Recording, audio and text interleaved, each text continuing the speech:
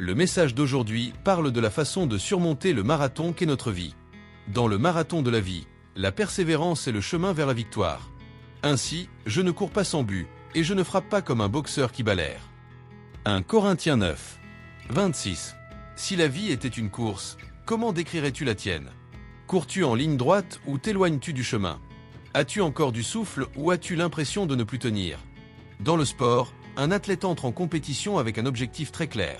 Remporter la médaille, monter sur le podium, soulever la coupe. Mais avant toute victoire, il y a des entraînements intenses, des douleurs musculaires et des moments de doute. Ce n'est pas toujours facile de continuer quand le corps demande d'arrêter. Dans la vie, ce n'est pas différent. Nous sommes tous dans une course, chacun avec son propre parcours, ses défis et ses objectifs. Mais le plus grand risque dans ce voyage n'est pas d'être lent ni de rester derrière. Le vrai danger, c'est de courir sans direction, sans but. As-tu déjà entendu dire que le mot « péché », dans son origine grecque, signifie « manquer la cible » ?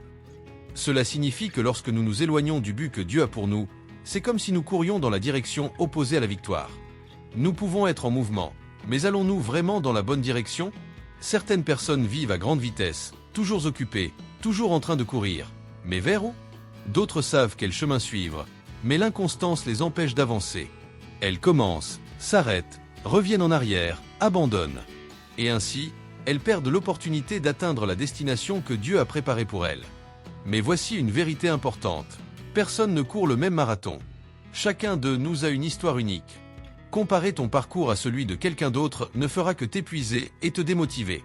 Ce qui compte, ce n'est pas d'être le premier à franchir la ligne d'arrivée, mais de rester ferme jusqu'au bout. Es-tu sur le bon chemin? Comment le savoir? La réponse est simple. Regarde qui te guide. Un athlète ne gagne pas sans un entraîneur. Quelqu'un qui voit ce qu'il ne voit pas, qui lui montre ses erreurs et lui enseigne les bonnes stratégies.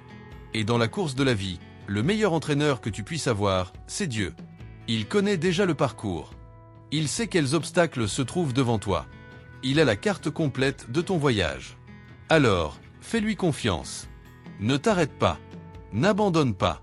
Dieu ne t'a pas appelé à être un coureur perdu, mais à franchir la ligne d'arrivée avec un but.